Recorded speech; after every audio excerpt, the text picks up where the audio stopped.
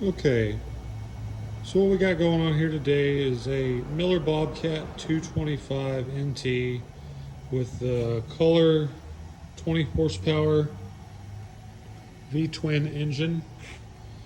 I got this machine for a good deal, and when I picked it up it was having some issues. It looks like it got some water in the intake somehow, so when I bought it, I got it for a good deal because the engine was locked up.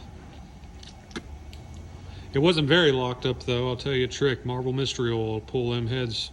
Sorry, it'll free them cylinders up pretty fast, unless it's been sitting for years, and maybe it wouldn't work. But this particular engine wasn't seized up for very long, and it freed it right up. Down the road it may need a rebuild, but for now we're just trying to get it functional where it will turn on and run.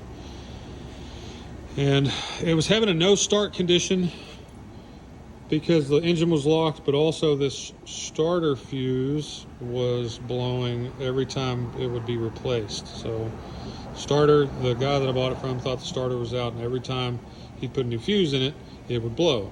Turns out it wasn't the starter. I wish I had saved that $300. It was this part called the stator. So the stator is kind of like an alternator.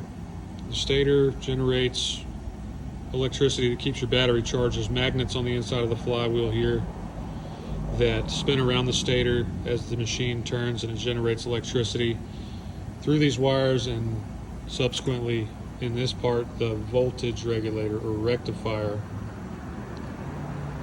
Sometimes these can go bad. It's about $130 at your local Kohler dealer. Of course, you want to check things like your wiring, make sure nothing's grounded out anywhere, make sure everything looks connected inside of in this area where the generator's at. But the stator is behind the flywheel.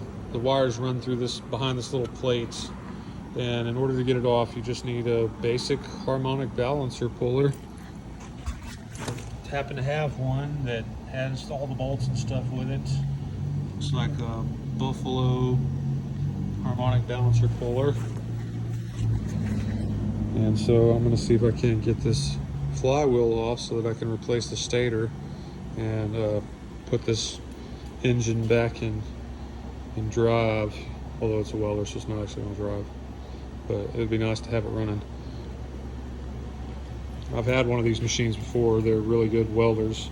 Miller Bobcat 225 NT. It's a little bit older model, but I like it because some of the newer 225s, they have limited options. This one can do positive, negative wire, both stick, TIG, and AC, which is not something I've seen on some of the newer ones unless you pay more for it.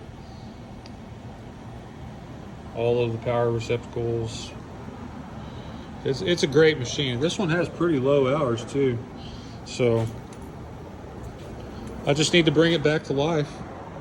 Marble Mystery Oil, it wasn't turning at first, but once I got that, I mean, it's just free turning. Put a little Marble Mystery Oil right there in the spark plug hole.